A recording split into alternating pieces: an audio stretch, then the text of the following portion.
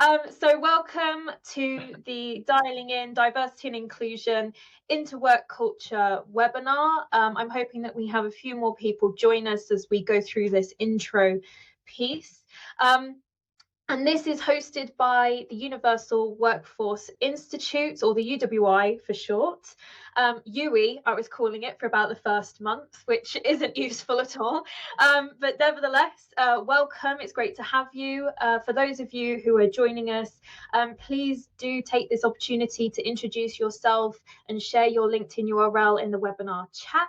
We're also asking you to share your definition of culture. We're going to be talking about that with our panelist first thing, and it's going to be great to get your perspectives in that portion of the webinar. So for those of you who don't know who the UWI is, we are an organisation committed to creating better work and better workforce futures. And our community exists to turn ideas into action. And a lot of our strength comes from the ideas and expertise found in our community of accredited fellows, of which Shane and Rebecca are members. And these guys represent the cream of subject matter experts found in the workforce industry. And if you would like to find out more about the UWI, the work that we do, upcoming events, etc., then visit the uwi.com. See, it's a mouthful, even with just those three letters. Anyway, let's get on to your panelists for today. So we have Rebecca Fries, who is a self-proclaimed workplace crusader, helping leaders to create work cultures that don't suck. Give us a wave, Rebecca. There we go. And we have with us Shane Hatton, who is a team culture expert, helping teams to create world-class team culture by design. So thank you, Shane, for joining us. And we also have with us Ian Tomlin, who is the chairman of the UWI, and he's joining us to provide his insights around change programs. And just a quick reminder for you to share your definition of culture in the webinar chat. And I am Erica Birtles, CEO of the UWI and your host for today, just helping to navigate this conversation. We also have with us, I should mention, Jake Ellis, who is going to be managing the Q&As as we go through today's session. There are no polls, but that's because we're offering up an opportunity to provide your insights and perspectives through the chat, and we're going to be discussing those as we move through. So today's event is looking something like this. We're going to be starting off with a bit of scene setting, having a discussion around culture, what it means, what does a good culture look like.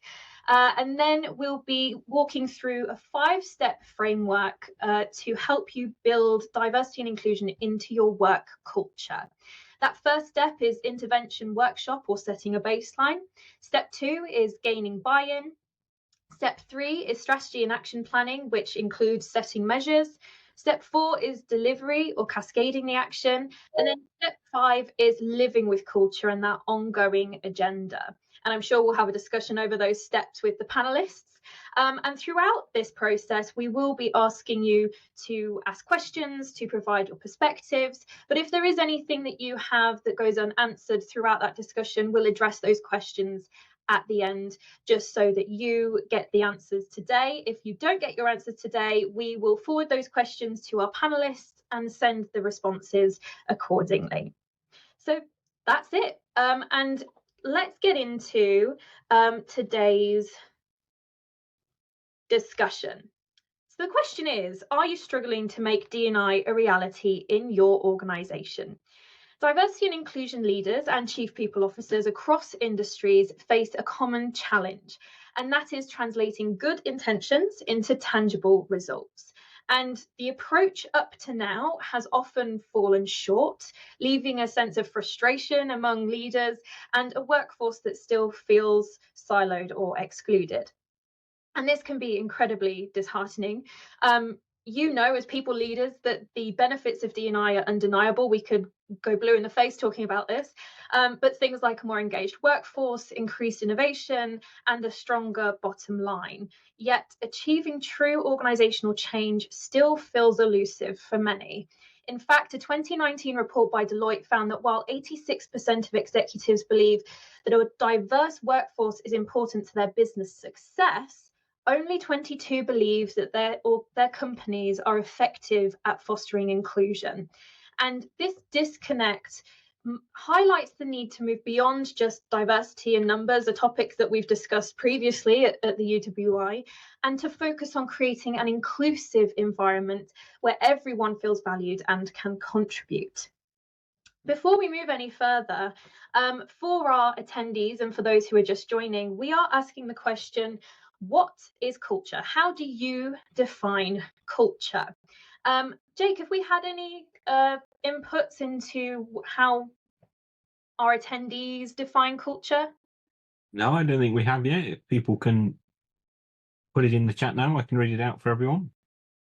Awesome stuff. So if you do have something that you'd like to share on how you define culture, then please let us know. But Shane, I wondered if I could just ask you this question. How do you define culture? I was so curious to see what was going to come up in the chat. And I don't think a lack of response from the chat reflects a lack of input. I think it's just a big, really big question. And as you sit on the other side of the chat, if you've got a quick moment to try and define it, you're probably sitting there going, how on earth would I articulate this intangible thing that is all around us at all times? There was this story that I loved. It was in the mid-90s by a guy named David Foster Wallace. It tells a story about two goldfish swimming along in a bowl. And essentially there's two goldfish swimming along. The goldfish swims in the other direction and says, morning, boys, how's the water? And they kind of politely smile, say hello, keep swimming. They pause for a moment, look at each other and go, what the hell is water?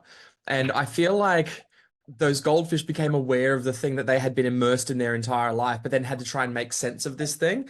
And I feel a bit like culture is that same water that surrounded us our entire career. And then you go, hey, so what's culture? And you go, what? Okay. I don't know if anyone else feels like that, but that honestly was the kind of point that I went to when I tried to define culture. Yeah, no, I find that really, really fascinating and really like just so simple in the way that that's put forward. And I think we've had someone say, I think it depends also how we define a culture of a society versus a company. Rebecca, did you have any thoughts on that? Yeah, I mean it's a good point. I think that people can look at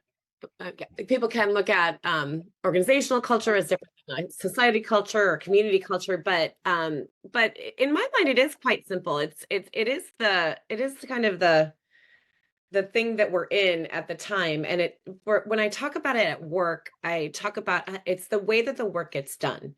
Right. So you have all these things happening around you, the behaviors, the actions, the norms, the kind of traditions, the, ceremonies, all the things that it's the way that work gets done. So, one company can have the same exact work, right? They're making the same widget as another company, but the way that it gets done and the behaviors around that and the way that people interact with each other around that can be very, very different, right? So that's how I define culture, is like basically the way the work gets done. And I even think of it as simply as like, how you set a table. Like when you grow up, like it's the same stuff. You've got plates, you've got napkins, you've got silverware, you've got, water glasses, whatever. But like the way you set a table could be incredibly different depending on like your community, your family, your traditions, like all of those things. So that to me is what culture is. It's the way that it happens. And it's made up of all these little things. But I loved Shane's water because that's how it feels.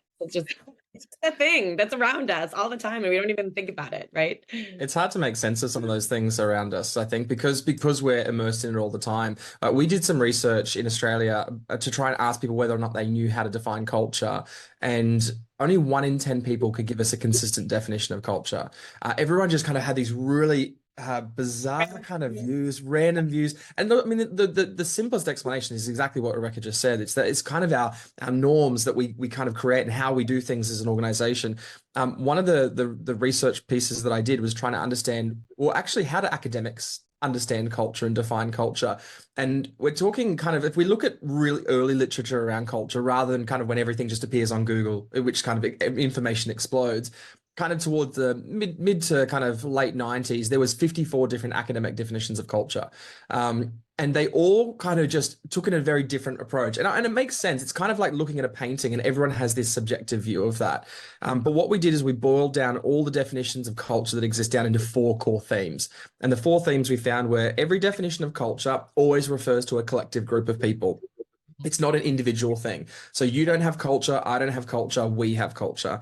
The second was that it had an observable and an intangible quality to it, meaning that the observable things were like our behaviors, our systems, our policies, our procedures, but it also had an intangible thing like our values and our beliefs and our meanings and our assumptions.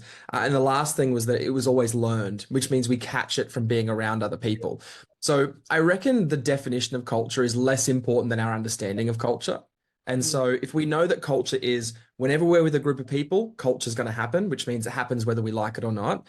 The second is it's going to show up in observable ways, which means you'll see a reflection of it in behaviors and systems.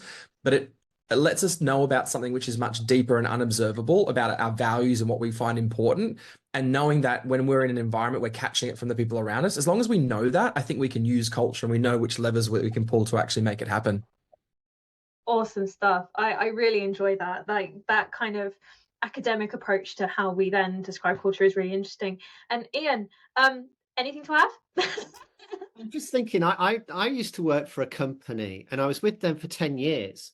And it's actually only when I left and I was speaking with my wife and I just had this sudden realization. So I just started to work for a different employer after 10 years.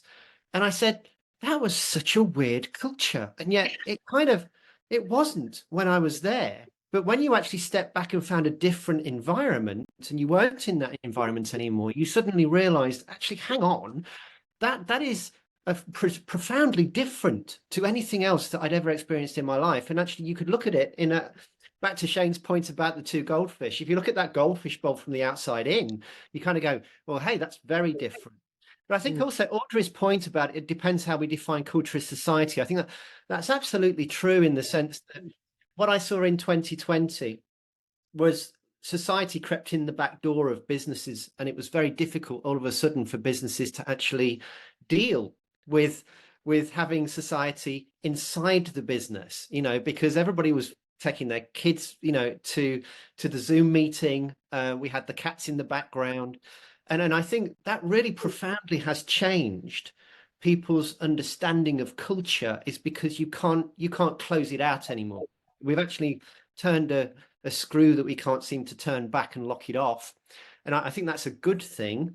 But I think at the same time, I work a lot with senior management teams building business strategy. And what I find is there's a natural, still instinctive reaction in business to think about business as a machine. It runs like a machine. We have cogs, we have predictability.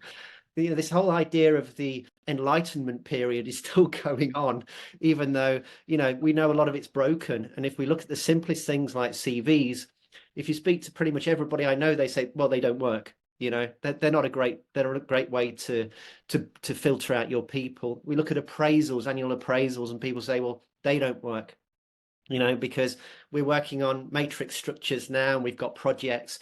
So you're just kind of thinking, well, okay, so we know all of this stuff doesn't work, and yet we still use it and absorb it into our culture. But perhaps the worst thing is that we adopt this machine mentality to how an organization should function, and that's fundamentally broken. So I think back all full circle to this, Erica, when we're talking about culture, I mean, Shane's point's on the nose. I think, we know that culture is central to business success. Things like the service profit chain links, they prove it. And you speak to senior management teams and they know it, as you saw with that research, 80+%. And yet it never gets discussed. And if you build a strategy, it almost never goes into the strategy as one of the bubbles that's an objective. Isn't that strange? Mm-hmm.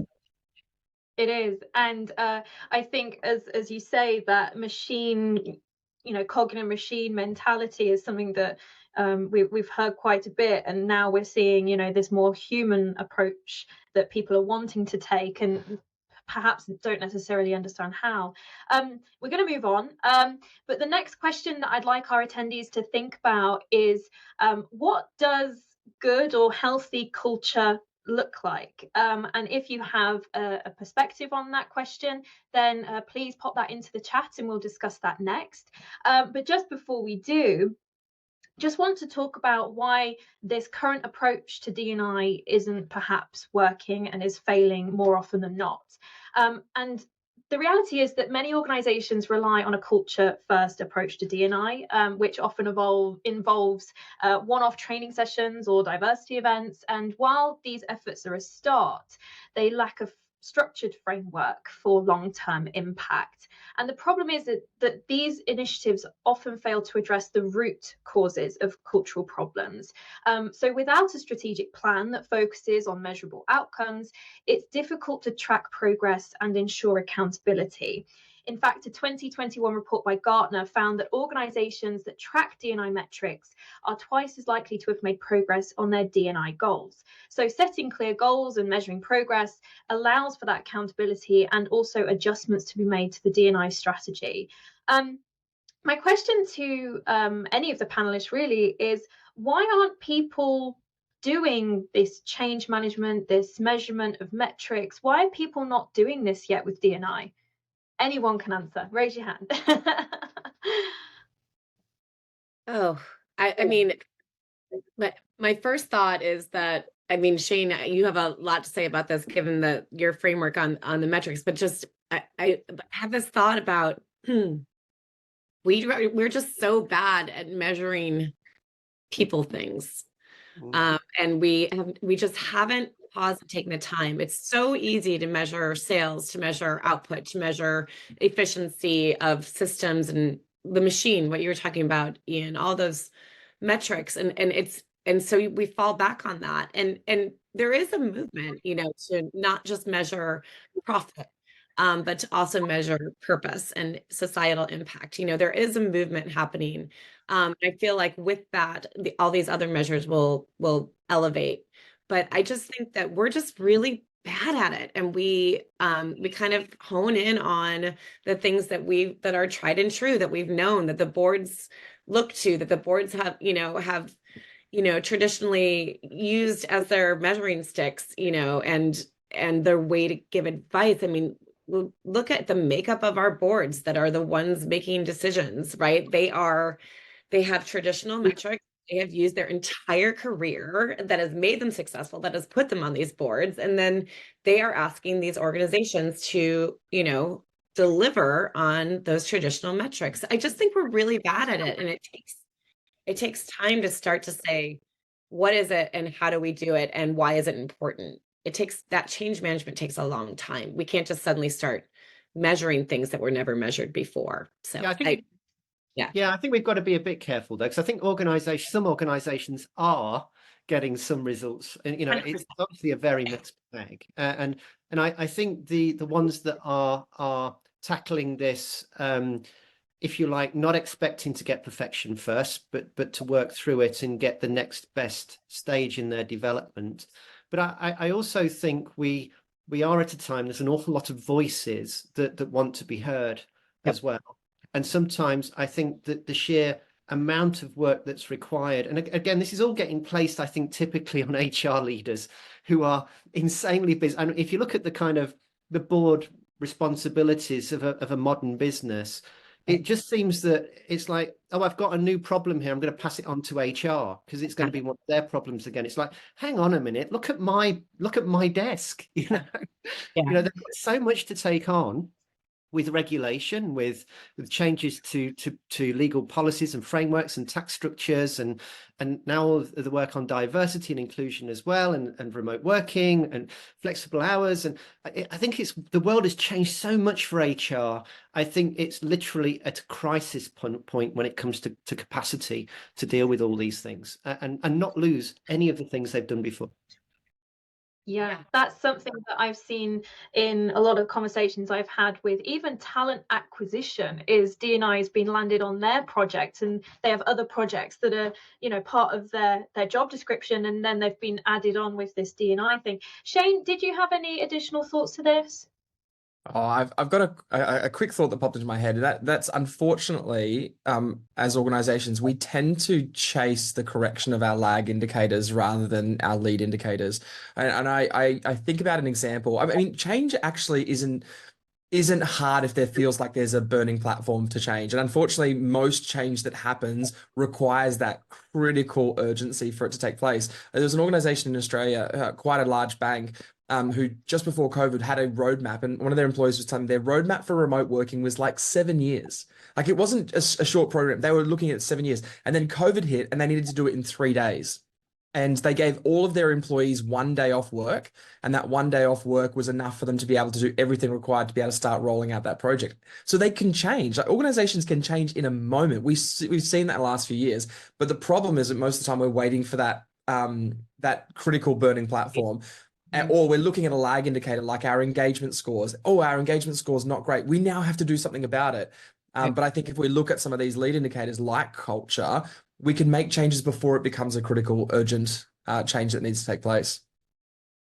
Thank you, Shane. Yeah, I think that makes complete sense. And for our attendees, we're going to move on to the next question, which is, what does good or healthy culture look like? If you have a thought, then please share it in the chat. It would be great to get your thoughts. But I'm going to ask our panelists what they think good or healthy culture looks like. And Shane, I'm going to come to you first because we've had this conversation before, and I think your thoughts are really interesting around this. Do you want to share what you think about good versus bad? I'm gonna give a composed answer to this because I feel very passionate about it. Look, I think when we talk about good and healthy culture, we have the best of intentions behind that. We're typically looking at really productive or unproductive behaviors that exist within a business. So if someone comes in and they yell at their staff and every single day, we would say that's bad behavior, and therefore we describe it as toxic culture. And I think there's an element of truth to it. My stance on this, put simply, is I think we've got to try and stop trying to categorize organizations as good or healthy culture, because we're always about pursuing healthy culture. And for what I often try to help organizations understand is we want to chase culture by design rather than by default, or culture by choice rather than chance. And because essentially what is considered healthy in one context may be considered completely unhealthy or toxic in another. And so we have to actually, with the support of our people, define what we believe to be healthy culture and allow people to have a very explicit picture of what healthy culture looks like in our context, and allow them to opt in to help create that, or opt out and say, this is not the kind of culture that I would deem and consider healthy. Great stuff. We've just had someone input into the chat, safe spaces is a good or healthy culture. Rebecca, what are your thoughts on this? Perhaps on the safe spaces or just on good or healthy? Yeah, well, not surprisingly, Shane and I are quite aligned on this, that like there's no one specific definition of a good culture is this, because every organization, it has to be fit for purpose, right? So my definition of a good culture is one that is aligned with the strategies, aligned with the business objectives, that supports what we're trying to do as an organization and our purpose, right? So if you don't have clarity on what you're trying to do as an organization, then it's very hard to have clarity on the type of culture that you need to have. So first and foremost, and we can get into that, to the how, but what I define as a good culture doesn't have a specific picture. Like Shane is saying, it's not like you can say like, oh, that's a good culture, let's cut and paste all those systems and processes and whatnot and put it over here, and then we'll have a good culture, right? Like, no, it is one that is fit for purpose for that, and you're aligned. And like Shane said, once it's clear, then you can opt in or opt out, right? If you're like, yeah, this is the type of place that where my skills and my values and my things align, and I can get on board with that purpose, and I can get on board with the way that we're going to go about doing this, like then I'm in, then I'm opting in for that culture. But you can't do that unless it's clear, unless it's aligned, right? So it starts with the clarity and the alignment. The safe spaces, that I think that gets us into a topic about how people can actually work in an environment where they can feel like they are having impact, where they can feel part of that culture, where they can feel, and even that term safe spaces is going to look different from one culture to another culture, right? So, and that is, I think, a reason why people are having a hard time, even defining what does psychologically safe look like. I mean, there are definitely like tenets of that. Don't get me wrong. Like there's feeling safe and there's not feeling safe. But depending on your culture, that's gonna come about in different ways, and your teams are going to work in different ways, and your leaders are going to lead in different ways depending on your culture. So creating a safe space in one organization is going to look a little different than creating a safe space in another organization. And that's not a cop out. It's just to recognize that this isn't a cut and paste exercise, that we have to do the work to align and to understand. And, you know, I always give the example of, Shane, you gave an example about the military when we talked last, but I always give the example of like working at an SEC versus working at a Disney, right? Like those cultures have very different purposes. They have very different things that they're trying to accomplish. The way that they work has to be different, right? And so their culture and their values are different, right? Like and it attracts a different type of person, a different set of capabilities and skills. So anyway, the safe spaces it's an interesting piece, because I think when people think of not good cultures, they think of places where they can't be themselves and they can't align, and they don't feel safe speaking up. They don't feel safe giving their opinion. They don't feel safe. So I get that is a requirement of a good culture, right? But just to note that it's going to look different, you know, depending. I think Thank so. you. It was interesting as well that I know, Erica, you posed this to us a while back when we were just getting ready for this session. And I mean, for me, a good culture is one where you don't see the aspects of a bad culture being exhibited. That's right. because I think my observation is, you know, I've gone through sort of 30 years of corporate life with not being able to basically bring my whole self to work because I am neurodiverse, and I think for neurodiverse people it's a real challenge, to be honest, in your work environment, because I think if you did, most people would think, you know, this guy's absolutely crazy, you know. So I think it's difficult. Trina, thanks for the point about safe spaces. I think it is a really good one in terms of one of the sense checks of good culture is the broadness of the safe space, not just in terms of people feeling emotionally supported, which is obviously very important, but it's also being able to come up with a new idea without being cast out. And I know a lot of corporate environments where people will say, well, I'd never really say that at work, you know, because I know I'm not allowed to say those sorts of things at work, or if I do, they don't want to hear it if I do, you know. So I think it is important that companies have got to start taking it seriously. That's the point. Since 2020, something has changed.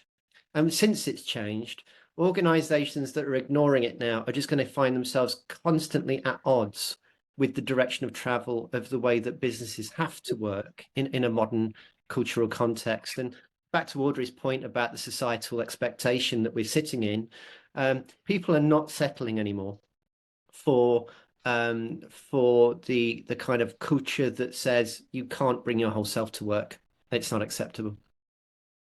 Great Can I just stuff. add one really quick thing on that? Just because I think it'd be really helpful is to look at what our outcome of culture ultimately is, which the outcome of culture ultimately is a sense of belonging for everybody. And so, Trina, I love the word safe space there, because when you feel like that's a place where you can belong, you can show up and operate in a way that you feel comfortable to bring your whole self to work. I have a friend in Australia who wrote a book, and she described culture as the rules of belonging, which I always really love that kind of idea. So it's asking yourself, do I feel comfortable adapting myself and how I show up to fit within these rules of belonging? And if I do, the outcome will be that I feel safe to show up to work every day. And if I'm not okay following those rules of belonging, then I'm always going to feel like it's unsafe. And that's a good indicator internally that maybe this is not the culture that I want to be a part of. Amazing stuff. Thank you, panelists, and also attendees, for your perspectives. I'm hoping that's a useful start to today's discussion before we kind of go through this 5-step framework. And I think the thoughts and perspectives that have come out have been wonderful and really help us to frame, you know, why culture is important, and also you know, how do we then begin to see D&I in this kind of change, culture change perspective. So we're going to move on to the 5-step framework, which is designed to overcome these cultural challenges. And this approach goes beyond the one-off events, the diversity training or the diversity events, and creates a sustainable framework for change. So hopefully by following these 5 steps, you'll be well on your way to dialing in diversity and inclusion and creating a workplace where everyone feels valued, empowered, and can contribute their best. Can I jump in on that one? Because obviously what perhaps the attendees won't know on that is that this was developed around the tilt system, and that was developed itself in the 1990s, actually initially by British Airways and the team there. But it wasn't developed for culture change. It was developed because of customer service experience challenges that BA was going through at the moment. And in many respects, it was a solution that turned out to be related to improving culture. But again, it wasn't being done for that purpose. And Shane made the point, you've got to have this kind of burning platform, I guess, in businesses to do something. At that time, there was one, which was customer service experience. And so I think even though we know this methodology works because it's now, 30 years old, what we also know about it is that organizations struggle to find the justification to take the journey. Awesome. Hope that helps everyone. And so we're going to move into the first step. And as we go through this steps, attendees, if you have a question about that particular step, then just insert it into the Q&A question and we'll address it now and here and now. So the first step is intervention workshop and setting a baseline. And this is sort of around understanding your starting point. Rebecca, while we wait for people to ask any questions if they have any, I wondered if you could tell us where culture change programs usually start. So how do organizations, begin this process? That's interesting. So, back to what Ewan was saying, and Shane, obviously, like the burning platform is an interesting piece. So the kind of like initial sponsorship, whatnot, it is a big question, and it is a big part of the success of a change program, right? Like why are we doing this? What are we trying to accomplish? How are we measuring it?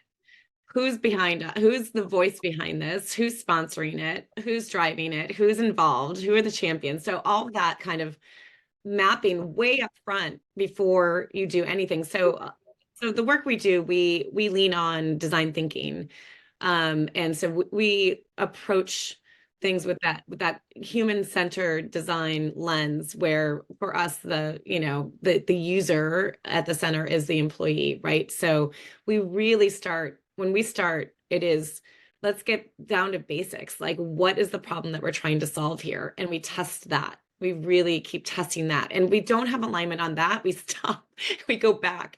Because if you don't have alignment on the problem that you're trying to solve and how you're going to measure, that outcome, then you're going to go off in 30 different directions, right? So that's really the start. And then I would say, fast follow to that is the listening, and to really understanding that problem, top down, left, right, and even beyond your organization, potentially, like to your customers, to your stakeholders, to your board, et cetera. Like really understanding that problem is where you start, to know what your current state is, once you know what you're even trying to change. Right. So what's our objective here? What's the challenge? What is the problem that we're trying to solve? And then really deep diving into that and making sure that you've got all your stakeholders aligned at the very beginning. Great stuff. And Shane, for you, with kind of your work with team culture and team leaders, what's the first step you usually take with them? Oh gosh, I feel like Rebecca just said things so well. I don't know that there's more as a starting point that I would add to that. I would maybe just reiterate what she's just said. And I think the two bits that I especially loved in that is really getting clear on the problem you're trying to solve is so important, which is, there has to be a commercial lens that we put across things that feel very intangible like culture. And I think that's why often people don't prioritize cultures, because they don't see it as a commercial part of their business. And I think about as an organization, you got strategy, you got vision, you got culture, which are the three kind of fundamentals. Vision is kind of like deciding, what game do we really want to play? Like, what kind of sport are we actually playing here? Strategy is, well, how do we play? What does it look like to win in that game? And then culture is about how do we play together well as a team in order to be able to achieve that. And someone asked me, what's more I just important, got strategy? chilled. That's so good. I was like, what's more important, strategy, culture, or vision? And I said, well, what's more important, food, water, or oxygen? And all these things are working together. So I want to just kind of reiterate what Rebecca said there. Find the problem, link that to a commercial outcome for the business so that you can do exactly what you said, get everyone on the page and say, this is actually a priority for us. Mm-hmm. And Shane, in the work that you're doing, is that about team productivity predominantly? That you, I mean, yes, it's about productivity, because most people are having that question post-COVID. How do we get our people to be, working hard or being more productive? And I'm like, they're already being productive, but we need to redefine the measures of productivity. And most people are looking at output rather than outcomes. And so everyone's looking at these lenses different ways, but the commercial outcomes of culture are not just productivity. It's psychological safety, it's belonging, it's innovation, it's revenue and profit, it's achievement of organizational goals. Your culture supports your strategy. And I remember going to a team once and saying, we want to work on they said, help us work on our culture. I said, great, what's your strategy? And they said, what do you mean? I was like, we can't talk about your culture. That? I was like, we can't do your culture until we work out your strategy. So these things are so interconnected. Yeah. Absolutely. And Ian, I know that we've spoken in the past about when you interview kind of management or leadership, and you ask them, what is your culture? And then you ask, the employees or the workers of the business, how do you see the culture? That actually those two things are very different. So is this kind of workshopping piece really important as a beginning stage and discussion? Yeah, and I think my experience of doing this sort of work is in the area of the inclusion workshops that I do. So I'd be starting, Shane, from the strategy side, with an organization that says we need to write down our strategy. And of course, two things happen when people want to write down their strategy. They first of all think that they already know the strategy in the first place, and then when you write it down, they all disagree. And then when you get them to actually work together to agree on it, they don't involve anybody in the rest of the business, the stakeholders, or the rest of the world to validate any of the assumptions they've got in their head. So before you know it, you're kind of saying, but how confident are you that the customers want this? How confident are you that this is what your workforce thinks? And the answer is, well, yeah, absolutely. I've been doing this for 20 years. And it's like, well, yeah, but have you asked? And I think one of the exercises I've done so many times, it makes me feel old, is I take a CEO to meet their customer, but I don't allow them to say anything. I ask all the stupid questions I could think of in the back of my head, of which there are many, of the customer, because I'm an idiot, and of course I can ask any question I like. We call that a naive expert, Ian. We have a nice. It is. Yeah, no, we become the naive expert. Like, we just pretend like we don't know anything about your business, anything. Yeah, Right. like it's like we've got a kind title to it, and it's a very important role. I'm going to buy that on and put it on the hat. Yeah, absolutely. But because what I find when I do that is that the customers will say things, the staff will say things that the CEO would have been assumed to know, but they don't know. And they hear it with a new voice, and they realize actually, it's a remarkable thing, something that happens when you actually stay quiet and listen for a change about what people really think. But I think also, Erica, I've seen that in the inclusion workshops that we do around this work as well, is that the logic of who has the best idea doesn't map to the organization chart. And one of the funniest things I encountered, well, it wasn't funny, it was not unsurprising to me, which was a guy that was working on the bins for a council came up with this revolutionary idea of actually doing some sort of checking as to what happens in contingencies when it goes wrong.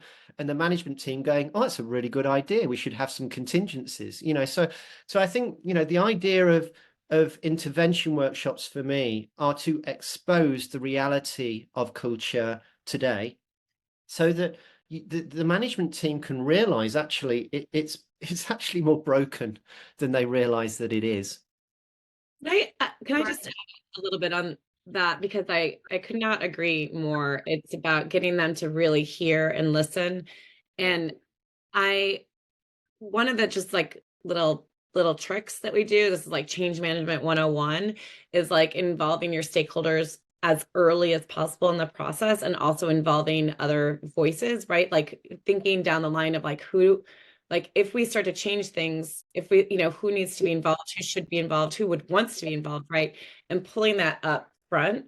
And so one of our little tricks is, not tricks, but like techniques, is, bringing in, so say you can't bring the CEO out, or you can't take all your stakeholders out to all your customers and have them listen. So you do this listening exercise and you bring in what we call clues, right? Like this is again leaning on innovation. We bring in like raw quotes and raw data from all of that, and we do a workshop where we don't summarize that for them. We have all those people in the room like going through, reading all of it and doing their own summarization. So we facilitate them so that they're the ones saying, oh my gosh, this is what's happening together. They're aligning in the moment on the problem, versus like some consultants saying like, these are your 3 problems, or like the CEO going out and then he heard something different than the other person. It creates this alignment up front, which is like this beautiful thing. Amazing. Erica, I haven't colluded with Rebecca before the call, but actually, exactly the same thing. When we're doing this sort of workshop work, we're always actually, Rebecca, what we tend to do is we do a workshop and then leave the room as it is, and then bring all the management team in to look at all the stuff that's scribbled all over the walls. And as you say, you're actually giving them that very visual ability to work out for themselves what's being said. What's going on. And the people that said it. So yeah, I think that piece of work is really important. And again, if you're going to get a burning platform, it has to include the voice of the stakeholders. Right. Awesome. I think that sums up step 1 quite nicely. And there is quite a lot there, but actually, I think even just starting with that beginning question, what is the problem we're trying to solve and what's the challenge here? I think that's a great place to start. And just for our attendees, if you do have questions, do add them to the Q&A and we will answer those for you right here and right now. I've skipped back quite a bit. So step 2 is gaining buy-in. And really, it's whose responsibility is it? And who do you need to, whose minds do you need to change, or to whose buy-in do you need to make culture change happen? And actually, Shane, I'm going to ask you this question first. Who is responsible for culture? Great question. I think when we called out, we had this conversation, and I think one of the questions was about along the lines of there's this kind of push for like what was it called, the chief culture officer? Yeah. and I can't remember who asked it, but they said, who do you think? What do you think? Should we have a chief culture officer? And I kind of said we already do. It's a CEO. And the truth is, it actually expands to everybody in the organization. And I think most people you talk to would agree everyone's responsible for culture, right? If you don't have collective buy-in, you can't have collective culture, because culture is there's a collective element to it. But we actually asked 1,000 managers. We asked them that question, who's responsible for culture? And we asked us across a set of 5 questions. We said, who's responsible for setting it? Who's responsible for leading it? Who's responsible for communicating it? And who's responsible for living it out every day? And if you look at the way the graph cascades down, it goes from the top down. So basically what happens, they say, we believe that the CEO is responsible for setting it. The C-suite is responsible for leading it.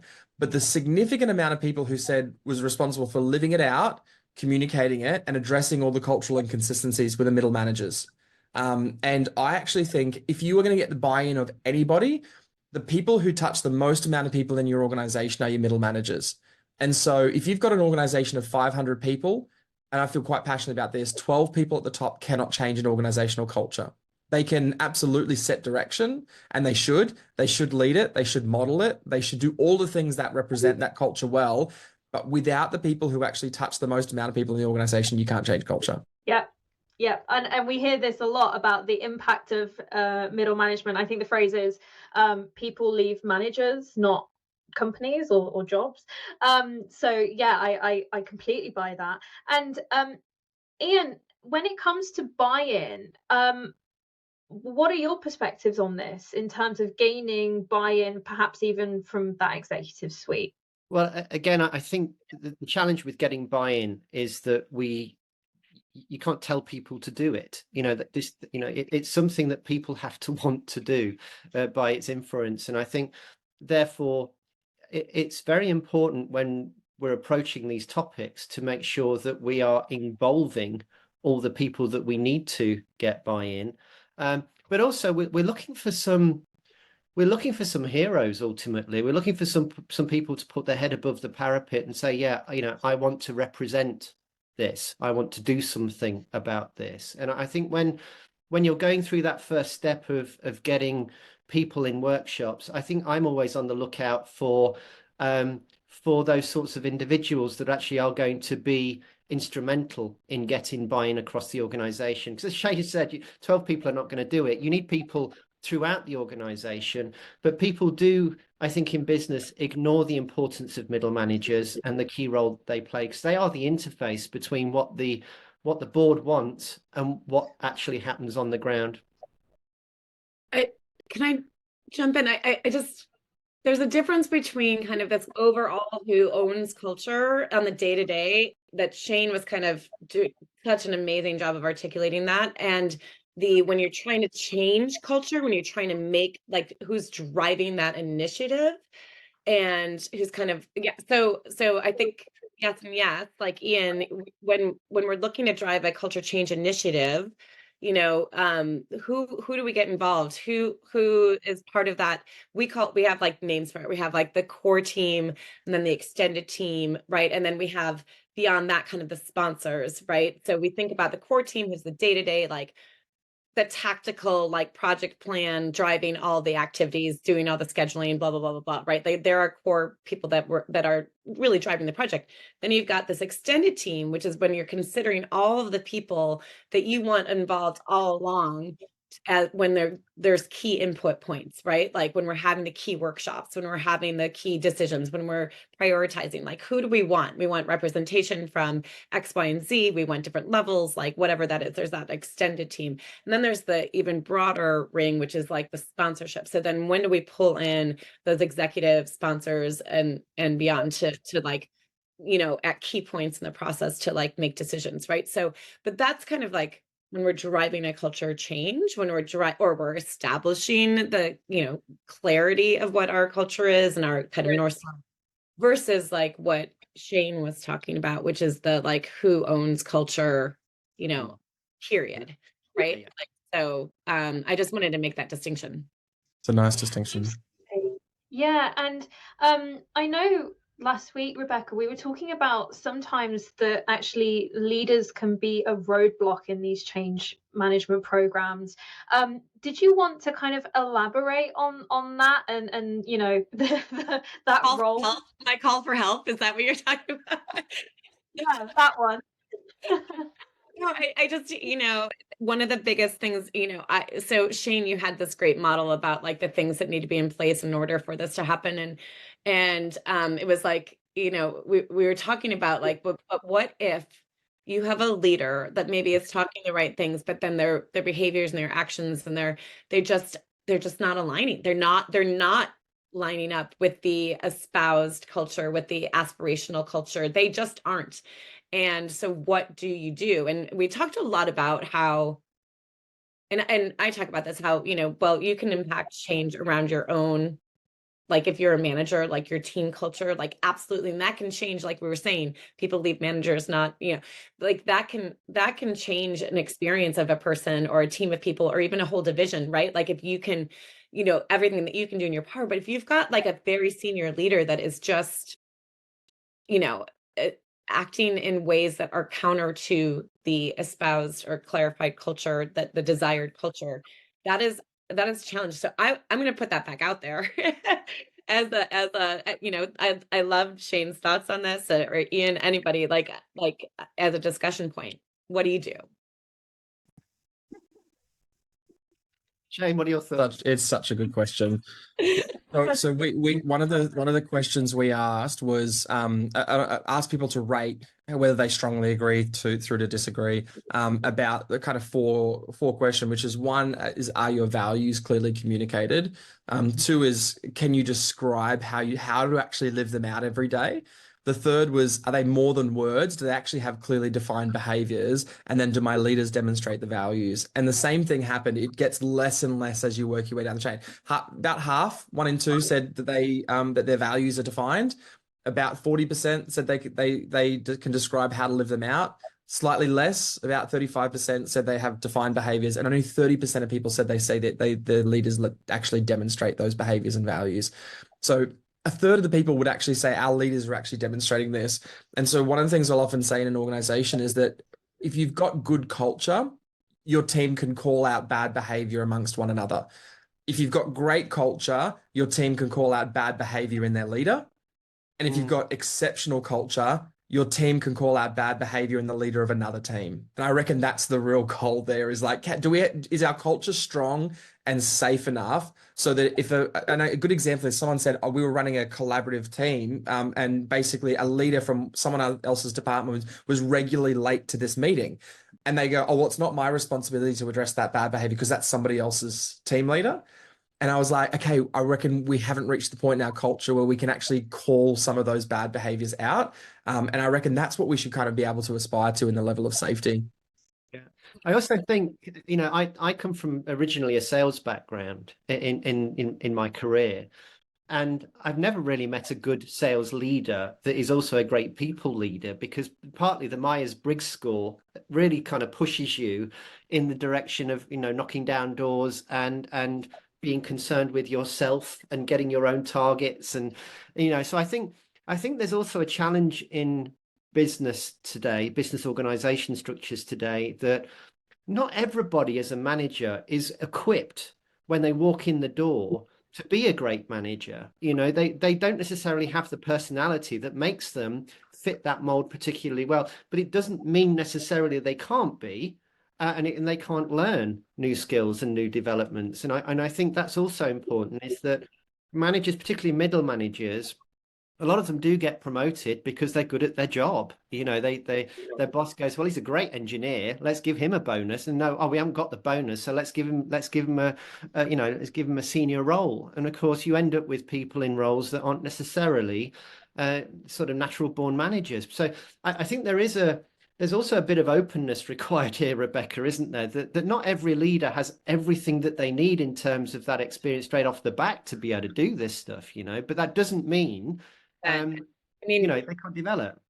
Right. I mean, so I'm a big fan of the Enneagram. Shout out to any of the Enneagram followers out there. But the Enneagram teaches us that we have all the things in us, but we lead with, depending on our motivation, a certain type, and it creates a lot of compassion around it. So 100%, like no leader has all the things, like they don't. And so, but that is the point. And then we can get into like what makes a good leader. It's about being, vulnerable and authentic and pulling in where you aren't strong. And, and so I was starting to like cringe up when you were talking about the salespeople and like that, they're not wired that way. And like, should we expect that? And I'm like, I'm sorry. I expect everybody to be human and compassionate and to care about the people that they work with, period.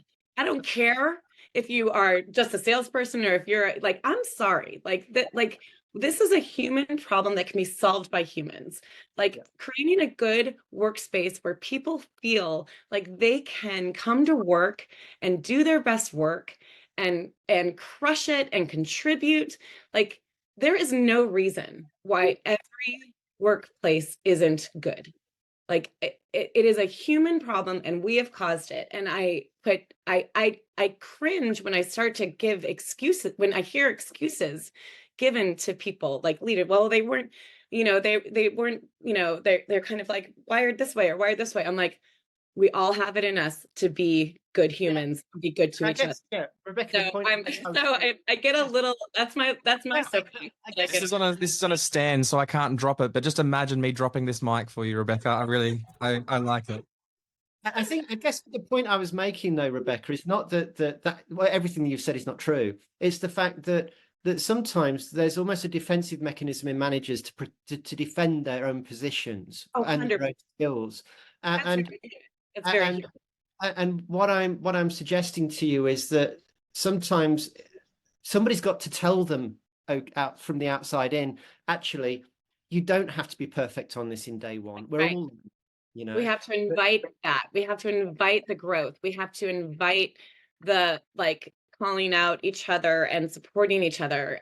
We call it supportive accountability. Like, how do we create a space in which we're like, yes, I'm holding you accountable, but because I believe that you can be better, I can be better, so that we can all be better and all be happier, frankly.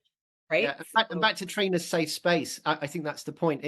That applies to managers as well, who can be forgiven not to be perfect when they walk in the door on the first day. And I think that's really where that kind of coaching and supporting and nurturing matters for managers as well. It is that you've got to give the guys the opportunity, the boys and girls that are managers, to say, look, there are probably questions that you've got about how to cope with some of these situations. I mean, if somebody's actually looking at the wall and not paying attention to you, sometimes that's quite difficult to deal with. How do you deal with it? And I think increasingly with neurodiversity entering the workforce, we've got more of these challenges happening because people don't know how to deal with these. They don't understand. Yeah, they don't have the capability to do it. And that's where the compassion has to come in, right? Where we have to be really compassionate, that like we're all on a learning curve, we're all growing. There's no way we can all know how to work with every type of individual, right? Like we have our own patterns and our own ways of approaching problems and whatnot. And there's goodness in all of those approaches, right? So it's like, but how do we work together, on those? So Erica, I was just going to say, no, guys. I was just going to say, I mean, back to the point that Shane was making about the ratios, though, 12 people at the top aren't going to make all of the difference. But one of the things that leaders can do is explain what's acceptable in the rules of culture in their business that they are comfortable with, and make sure that everybody knows that there is scope for creep on that. And of course, if leaders don't do that, you're never going to get to that safe culture and the belonging culture that people.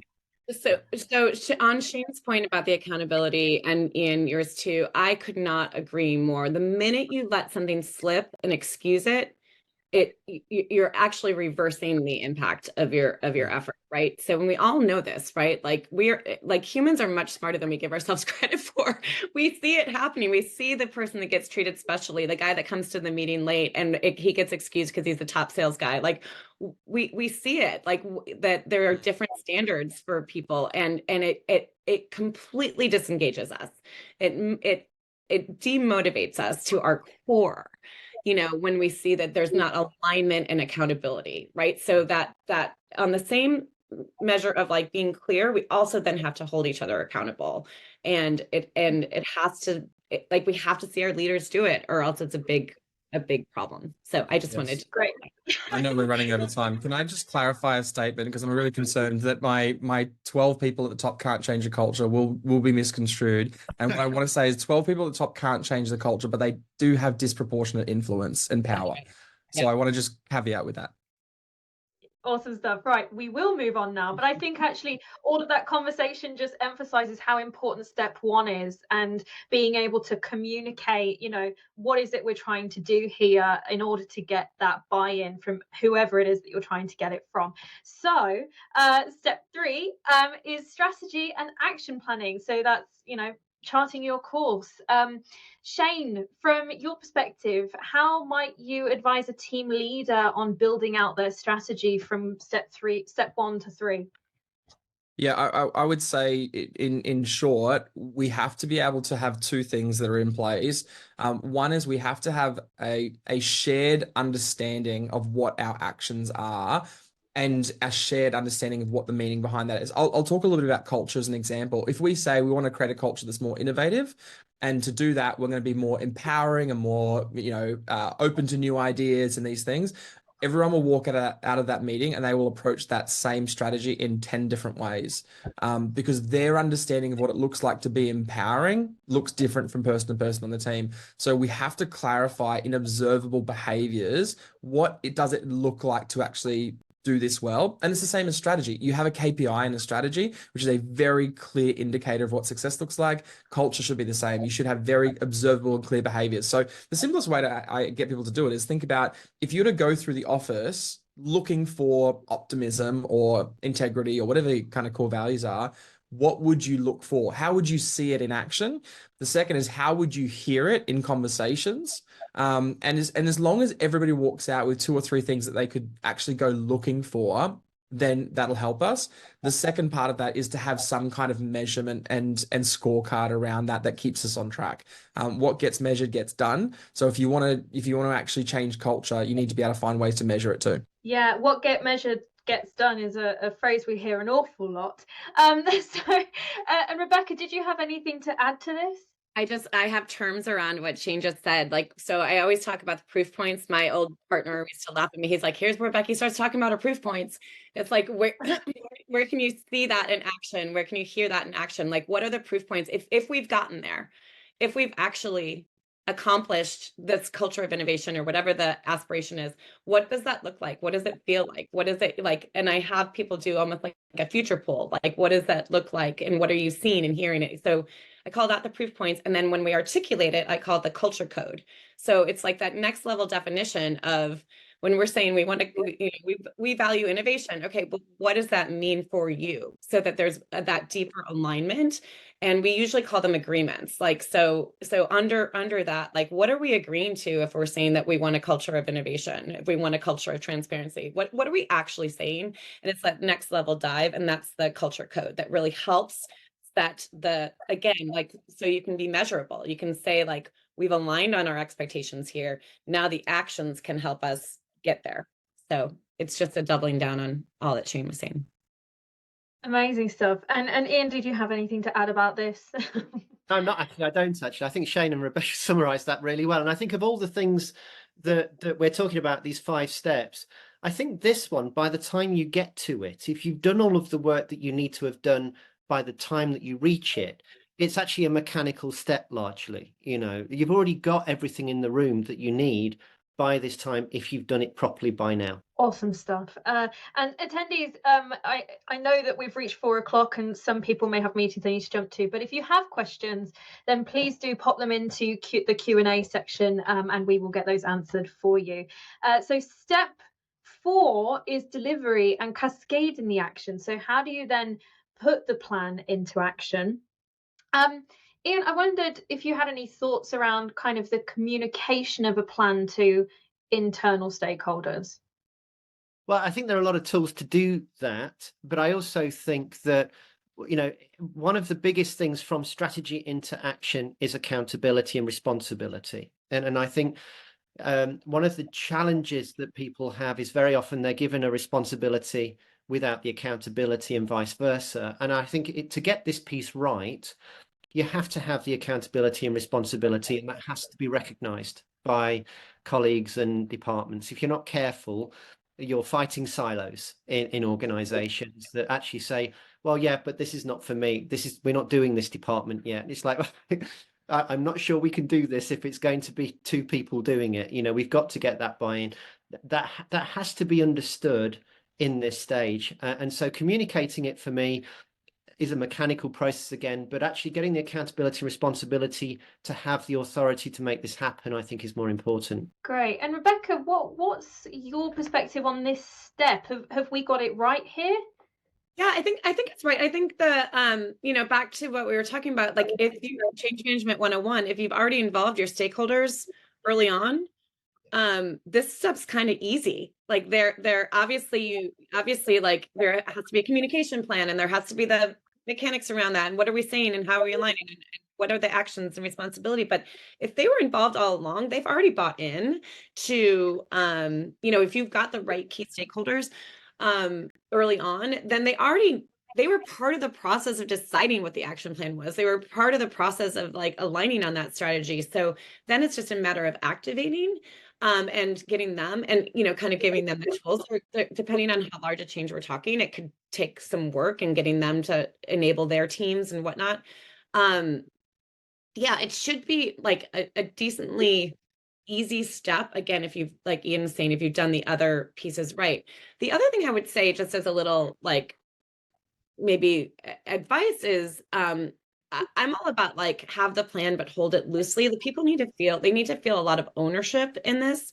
And so you can have a plan, but like it might look different in Ian's department than Erica's department, than Shane's department, like how it stands up, especially when you're talking about culture stuff.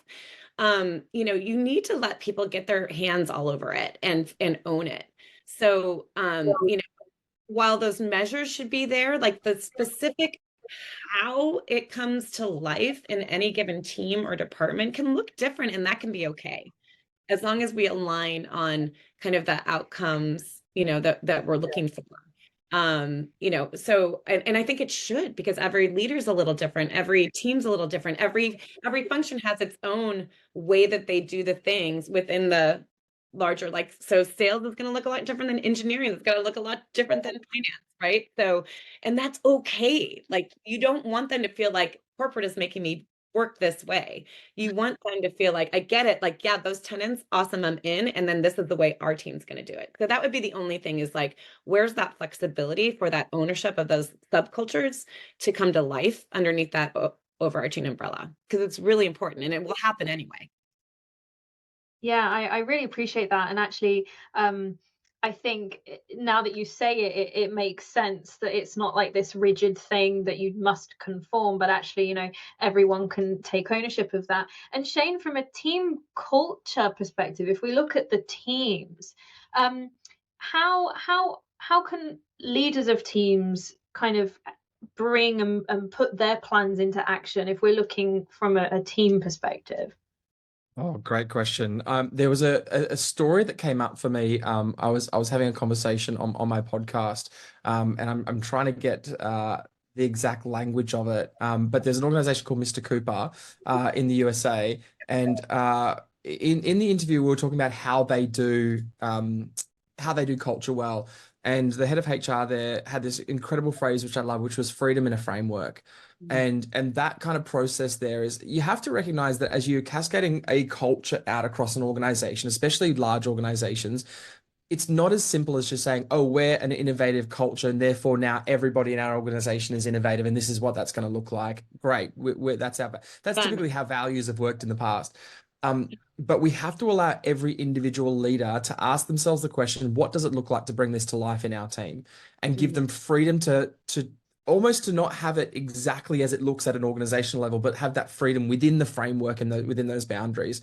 So that's the first thing I would say, outside of all the logistical and pragmatic parts of delivery and project management. The second one I think that is untouched and probably not emphasized enough in cascading something down through an organization is the power of storytelling in your business.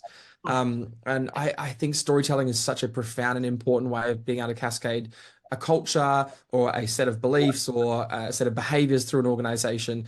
And I was doing an interview with a lady by the name of Ginger Hardage, who was the head of people and communications at Southwest Airlines. And Southwest is obviously known for its world-class culture. But she told me a story, I think it was of their CEO, who would, at the time, just doing conference calls on his mobile, talk through, to the organization in conference calls. And she said one of the things he did brilliantly was just tell story after story after story that exemplified what great culture looked like. And I reckon that's definitely an untapped potential for a lot of organizations. Fantastic. And Erica, I just had two thoughts from when the guys were talking, and that is that you need to do this for people, not to them. And so however it is communicated, it has to feel that you're doing it for and with people, not to them, and they feel it's an exercise. But also, I think if you're doing corporate exercises like this, a lot of organizations, I think, suffer from this. It's just going to be a fad, and 6 months from now, this will be forgotten and we'll go back. So somehow you have to do the Cortez thing and actually burn the boats. You've actually got to burn the ships and make people realize this is going to happen. You're not going to turn back the clock, and it's going to go back to how it was, with all of the blame culture of what, who was responsible for this and why did it go wrong. And, this is actually going to happen. And you've only got to look forward, not backwards, because this is going to happen. And it's not going to be one of those little management exercises where somebody in the management team thinks that it's a good idea, so everybody's going to do it.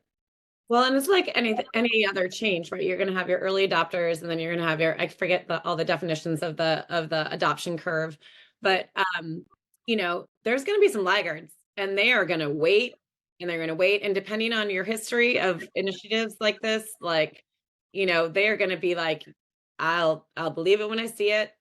And see it might mean like, I need a year of proof. I need to see it continuously happening. Like there's it's another piece about the change piece. Like people aren't, the people driving that change are already like they're on it. They believe it, and they forget that there's a whole mess of people that are nowhere near that ready to adopt state. Even if they like really want the culture to change, they're in self-protection mode. So I think there has to be a serious awareness of like how long sometimes this actually takes to convert people and change behavior. Yeah, and I just had a quick question. When it comes to kind of global cultures, does that then affect how you cascade the action into those kind of different geographies? I think it's even that much more important to have that, freedom within a framework, have that ownership by region, by team lead, by, it's like, what are the tenets that must stay true no matter where you are?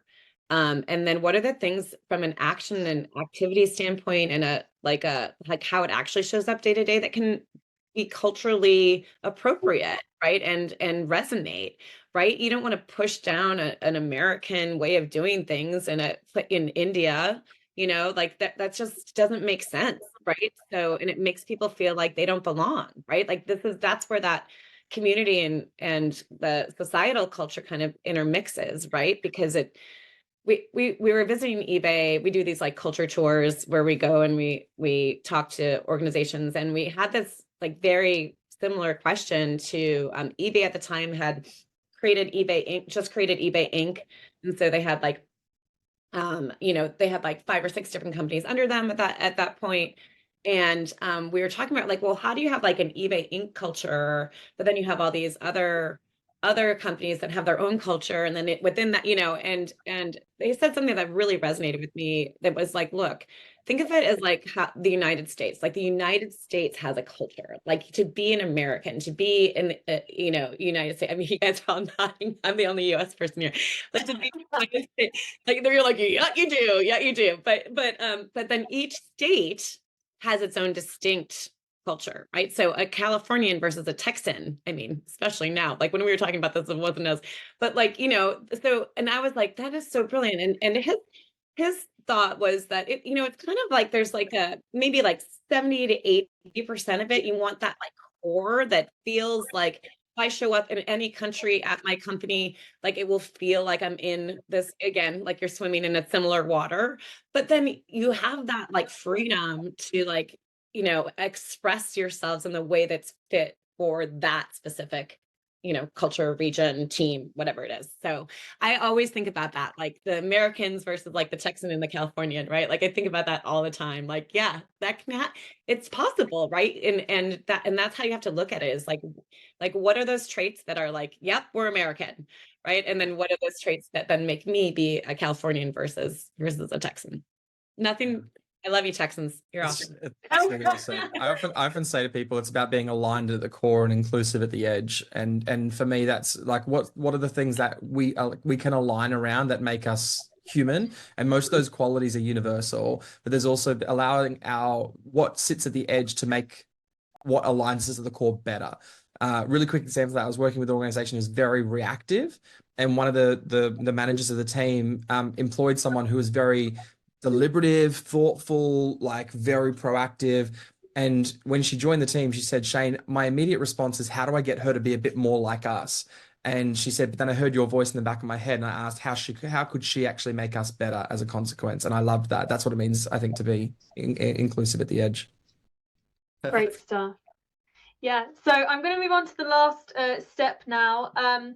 So attendees, this is your opportunity to ask your questions about any of the steps or about culture that you'd like for our panelists to discuss or to provide an answer to. And while you're inputting those questions, we're going to talk about living with culture, or what we've loosely named as living with culture, which is talking about constant improvement and investing in success. Rebecca, it's not a once and done kind of exercise, is it? We've kind of mentioned, this is in some cases a progress to perfection kind of race journey is probably a better word. So what is your guidance for organizational leaders who are going on this culture change journey in kind of living with the culture, maybe going through improving it or just maintaining it? What's your guidance? Well, I think sometimes there's an initial effort, and there might be there might be this, like, okay, like, we've recognized, again, what's the problem we're trying to solve here? We've recognized that, like, there's a gap in our experience, of what we have espoused versus what people are actually experiencing on a day-to-day basis. Or we're a new organization and we've kind of been cultured by, just whatever shows up, and we want to define it. And so we're like finally putting things on paper, and we want to clarify that and roll that. So you've got that initial effort. But one of the things that I've always admired is when I look at companies that are, considered good cultures, like great places to work, where people feel that their culture is good and supportive and aligned. These are companies that, like, they don't rest. They don't say, like, we're a good culture, like, I'm out. They are constantly looking at, like, not necessarily improving, but like staying, at that level, because things change societally all the time, right? Like, if Ian, you talked up front about like 2020, and like, like there's, and even it doesn't even have to be that big of a thing, but like, look, like things change, our strategies change, we have to constantly tend to this and make sure we're still aligned, that people are still having the experience we want. So that continuous measurement, and then that continuous, like, action to close those gaps, to continue to close those gaps, is the work. That is the, like, I like to just think of it as like, the iteration that you keep doing to keep making, like, think of it as like products, right? Like products, you continuously iterate. Nobody questions that. Like, it's, of course you're going to keep putting improvements on it. Of course you're going to have an upgrade. Of course you're going to, like, well, that's the same with culture. Like, we, yes, there might be the initial version, but then we're going to have version 2.0 and 2.35, and I mean, it's like that is, it's on purpose, because we need to, things change and you need to be attending to it. A bug will pop up and you need to say, like, oh, we didn't expect that. Like, okay, like, let's go in there. And the only way to do that is to create a constant listening, right? And a constant measurement. And then have that way to actually keep that wheel in motion as you go, right? Like, you would never, like, roll out a product and then be like, we're done, right? You would never do that. And so why would you think that you could do that with culture, right?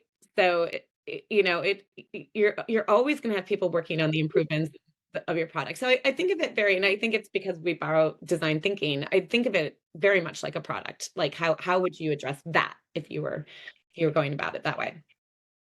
Great, thank you, Rebecca. And Shane, what are your thoughts on this kind of living with culture piece? Yes to all of that. I think there's two things pops to my mind. Is the first is you have to keep weeding the garden, meaning that you can have this perfectly manicured garden, but there'll always be consistently weeds popping up. There'll always be dysfunctional behaviors, because let's be honest, as human beings, we're highly dysfunctional people. Like, and so we bring all of that into work. And so if we let it be, little things will pop up and eventually it'll start taking over. And so we have to be regularly weeding the garden and taking out some of those behaviors that are not aligned to the culture that we want to create. I think the second thing is, one of the things I often say to people is culture is not just something to do, it's someone to be. And so much of it is about actually recognizing, who do we need to be in order to be able to live out this culture every day, and making sure everyone's really clear on who we need to be. But at the end of the day, we have to make a conscious choice to show up and be the culture that we want to actually see replicated within the business. Shane, I don't know if we've been as explicit as we should have been on the fact that, like, this is a choice. Yes. Right? Everybody can make that choice every day. Yes. And that is what we need, is to people to make that choice every day, to be back on my soapbox from earlier. But this is about continuing to lean in and to be in align with what we have all agreed is what we expect of each other, right? So Yeah. and that's an individual choice. And every single person has 100% control over that. Yes. You know, they can talk all they want about like, well, my culture, my leaders, my whatever, but every single person has a choice every day to show up in a certain way. And that's what's going to keep the culture alive and well, is when people are continuing to lean into it. Yeah, and I think on that, not everybody has to. I think alignment and agreement is always an interesting use of terms, because I think it's also possible to be in a culture that you can align with, but not always necessarily agree with every component of that. Yeah. And so I think that's what's great, and I think what you're saying about choice is, even though there's some decisions that are made in our organization that I don't always necessarily agree with, I can still be very aligned to the culture that we're trying to create and make a conscious choice to show up like that. And the choice component of that is such a beautiful aspect of work, which I can choose to be a part of it or choose not to. And that's completely up to me. Yep. Yeah. And Ian, I just wondered, from your experience of kind of this continuous improvement, or kind of weeding the garden, as Shane says, what kind of things organizations can think about in terms of doing it? Well, I think the obvious thing is this: when we go back to Shane's point about strategy, vision, and culture, those three kind of key elements and engines in a business. And if you look at all of the policies that are being monitored now through a life cycle, data security, data privacy, customer experience, environment, ESG, all of these things have policies where every year they get constantly reviewed, constantly iterated. And then you say, well, when's the last time you did a review of your culture health? When did that get into a cycle where you actually review it every year and have it documented and do external benchmarking? And I think one of the other factors, Erica, that we cannot ignore is the fact that organizations don't stay stable forever in their own markets and their own environments. So you've got modes of growth, you've got reorgs happening, you've got mergers and acquisitions happening. So you can be one day aligned to your organization and the next day misaligned, because you just don't fit there anymore, because the mode of growth in the organization has moved, and the organization needs to be different for that new challenge in the world. So I think the solution to living with culture is to build it into the life cycles of heartbeats of the business, and to make it as important as ESG, as important as customer experience. It's got to start to have its own life cycle. Yeah, really interesting points, guys. And thank you for kind of giving your perspectives on these steps. And hopefully for our attendees, that's been a useful exercise in terms of understanding each step and how to move forward. I think what's really clear is that step 1 and 2 are really important, and step 3 and 4, if you've done the first 2 right, you should be okay. And then step 5 is sort of that ongoing, how do we keep an eye on this and keep it moving forward. So I have summarized a few key takeaways. These were mostly from the discussion that we had previously in our briefing call. Things like your organization or team already has a culture, intentional or not. Everyone is responsible for culture. This one was from Rebecca. Culture is like brushing your teeth. If you don't brush your teeth, they will rot. And also Shane's perspective of culture by design and not by chance. So I will also send an email following this event, along with the recording, with some of those key takeaways for you. But I think we've had a really great conversation that I couldn't possibly sum up in a slide anyway. So you will be receiving that into your inbox. Please, if you have any further questions, or if something pops up when you're away from your desk later on this evening, then do email us at the info@uwi.com, and we will forward those questions onto the appropriate person and get you those responses. But thank you so much for joining us today. You will also receive an email of resources, including our panelist books. So you have The Good Culture, The Leader's Guide to Creating a Workplace That Doesn't Suck by our very own Rebecca Fries, and Let's Talk Culture by Shane Hatton. So you'll get links to those books, and also a special thank you from us, which is the ultimate guide to dialing in D&I in your workplace. So you'll receive those into your inbox later on this week. Also, we have a very exciting event coming up in our very own hometown of Northampton, which is the Under One Festival. It's a hybrid festival happening in July of this year. They've kindly offered us 60% off tickets to all of our community. So if you would like to claim your 60% off for the event, which is hybrid, and you can also attend in person, then use the discount code UWI60. And you'll receive the QR code and the discount code in an email as well later on this week. And if you have any diversity and inclusion people you'd like to nominate for the Under One D&I Awards, which is shining a light on D&I progress, could be a person or an organisation, take a look at the categories that are on the awards list and make sure that you nominate. But I think that's everything for today. I know that we've got 5 minutes, but I can give you your 5 minutes back. Thank you so much to our panelists, for our attendees, Jake for monitoring the chat and the Q&A. There wasn't very much going on today, but that's fine. I think the panel discussion carried us through for today. And hopefully, everyone, I shall see you at another UWI event very, very soon.